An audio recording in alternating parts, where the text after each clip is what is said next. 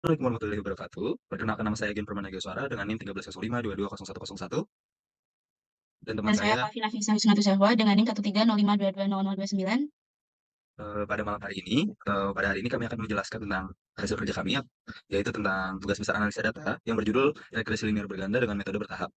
Tanpa nunggu lama lagi, kita akan lanjut ke pendahuluan. Nah, di pendahuluan ini itu ada penjelasan tentang analisis regresi linear. Apa sih agak analisis regresi linear itu? Nah, saya akan menjelaskannya dulu, yaitu analisis regresi linear merupakan metode statistika yang digunakan untuk memodelkan hubungan antara variabel dependen atau respon dengan satu atau lebih variabel independen atau prediktor. Dalam beberapa kasus, tidak semua variabel independen berpengaruh signifikan terhadap variabel dependen.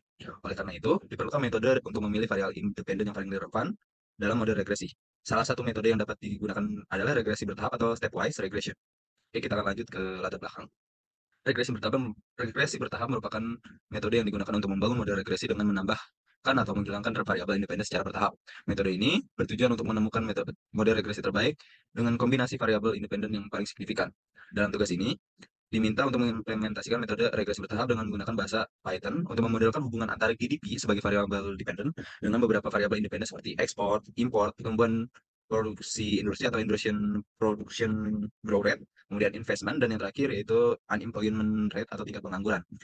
Oke, kita akan lanjut ke tujuan. Nah, kami membuat ini tuh bertujuan untuk agar kami juga dapat memahami konsep dasar regresi bertahap itu seperti apa, kemudian kita dapat mengimplementasikannya ke dalam bahasa Python, dan yang terakhir yaitu kita dapat menganalisis model regresi yang diperoleh dan menarik kesimpulan yang relevan, dan juga dapat membantu kita untuk ketika kerja nanti. Oke, kita akan lanjut ke yang terakhir yaitu manfaat. Nah, manfaatnya itu yang pertama kita dapat meningkatkan keterampilan dalam analisis data dan membangun model regresi linear. Kemudian kita juga dapat meningkatkan kemampuan dalam menggunakan bahasa pemrograman Python untuk tugas-tugas terkait analisa data. Kita juga dapat memahami pentingnya memilih variabel independen yang relevan dalam membangun model regresi yang akurat. Dan yang terakhir yaitu kita dapat mengembangkan kemampuan dalam mempresentasikan hasil analisis dan menarik kesimpulan yang bermakna.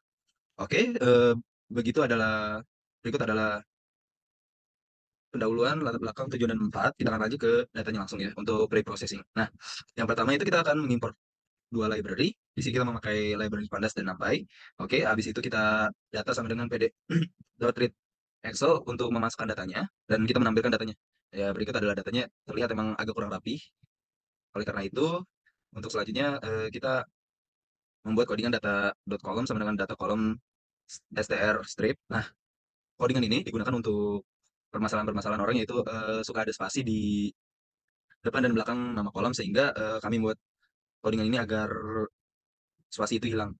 Nah, habis itu kita mendrop data yang tidak dipakai, karena yang tidak dipakainya ini lumayan banyak ya, kayak ada area, kemudian birth rate, habis itu current account balance, dan lainnya. Sehingga kami memutuskan untuk mendrop datanya agar pada saat pengimplementasiannya lebih bagus model regresinya. Oke, kita sudah drop datanya untuk menghilangkan kolomnya, habis itu kita memilih variabel dependen dan independen dan dependen. Nah, untuk variabel dependen di sini kita memilih GDP sebagai variabel variabel dependennya, dan kita memilih variabel independennya itu export, import, industrial production growth rate, investment, dan unemployment rate. Oke, setelah itu kita menampilkan datanya lagi, kita lihat sudah pas atau belum. Nah, habis itu kita melihat apakah datanya ini ada yang kosong. Nah, kalau misalnya ada yang kosong, kita mereplace-nya dia dengan spasi, kemudian kita mendrop baris tersebut.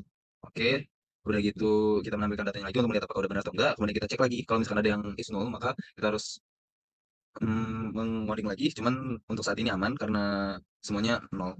Nah, tadi kan udah terlihat dari data yang tadi itu ada beberapa yang masih memiliki tanda dolar, terus ada yang masih memiliki tanda petik. Nah, tujuan dari codingan yang ini itu untuk menghilangkan tanda-tanda seperti itu agar datanya lebih bagus, dan pada saat penerapan model regresi itu menjadi lebih lebih cocok. Kemudian udah begitu kita, karena tipe datanya ini objek semua, kita mengganti data tersebut ke numerik, yaitu float 64. Nah, di sini ada 3 data yang kita ubah ke numerik, ada 6 data yang kita ubah di numerik, sorry. Yang pertama itu ada ekspor, GDP, import, industrial investment, dan unemployment rate. Nah, udah selesai itu kita melihat lagi datanya. Kalau datanya udah kita rasa cocok, ya udah kita lanjut lagi ke step selanjutnya. Nah, di step ini kita mengubah dari eh, data yang berbentuk float, yaitu ekspor, GDP, dan import, kita ubah menjadi INT biar lebih mudah dan biar lebih mudah untuk mengimplementasinya. Kemudian kita normalize datanya dan dapat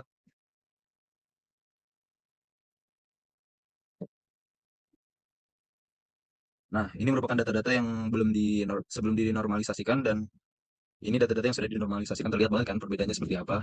Oleh karena itu, ya kita melakukan normalisasi. Habis itu kita print normalize df describe-nya, terus kita mengubah variabel x dan variabel y yang sudah dinormalisasikan. Di sini kita memilih normalize df-nya itu GDP, serta normalize df yang x-nya itu ya yang tadi, export import industrial production growth rate, investment unemployment rate.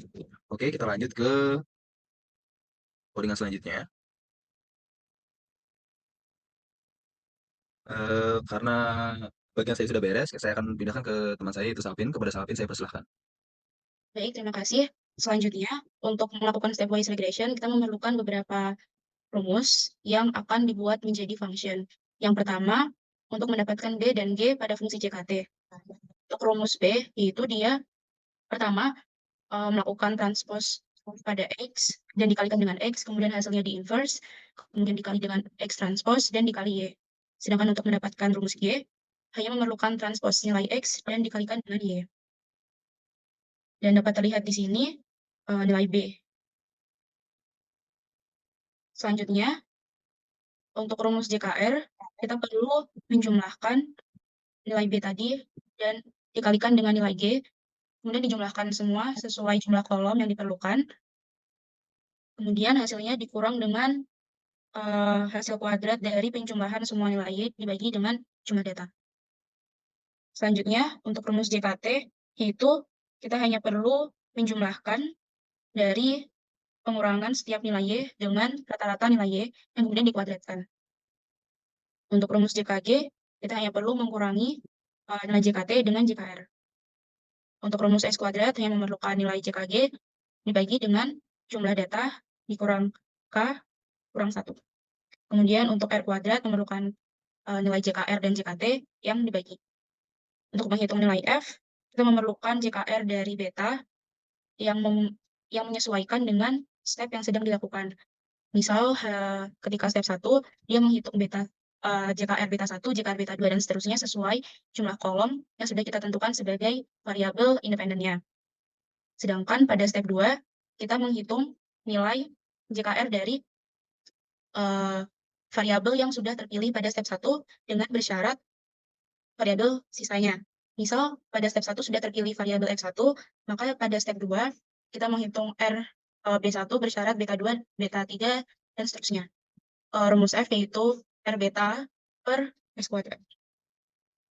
Kemudian berikut adalah kode untuk melakukan regresi menggunakan metode pemilihan variabel bertahap atau stepwise regression dengan seleksi maju dan verifikasi ulang prediktor yang ada untuk memilih prediktor yang signifikan dalam model. Metode ini dimulai dengan model yang kosong dan menambahkan prediktor satu persatu berdasarkan nilai dari F statistiknya, serta memverifikasi signifikansi prediktor yang sudah ada setiap kali model diperbarui. Pada langkah pertama, kita memilih prediktor pertama seperti yang sudah saya jelaskan pada rumus F tadi. Kemudian pada langkah 2, kita memilih prediktor tambahan dan verifikasi yang sudah ada. Dan pada langkah 3, kita memilih setelah semua prediktor signifikansi dipilih, kita membangun model. Dan pada dataset kali ini, didapatkan prediktor terpilihnya itu adalah X1 dan X2. Karena nilai F dari X1 dan X2-nya lebih dari nilai statistik F. Sehingga didapatkan persamaan regresi akhirnya berupa beta 0 atau interceptnya 1,19. Maaf, interceptnya 0,00087, dan untuk tadi kan variabel yang terpilih X1 dan X2 dengan nilai beta 1-nya min 0,249 dan beta 2 1,19 dengan nilai R squared-nya 0,8. Berdasarkan hasil tersebut didapatkan bahwa prediktor yang terpilih X1 dan X2 dengan persentase varians GDP sekitar 81% yang menunjukkan bahwa model memiliki kecocokan yang cukup baik. Sekian presentasi dari kelompok kami, kurang lebihnya mohon maaf. Wassalamualaikum warahmatullahi wabarakatuh.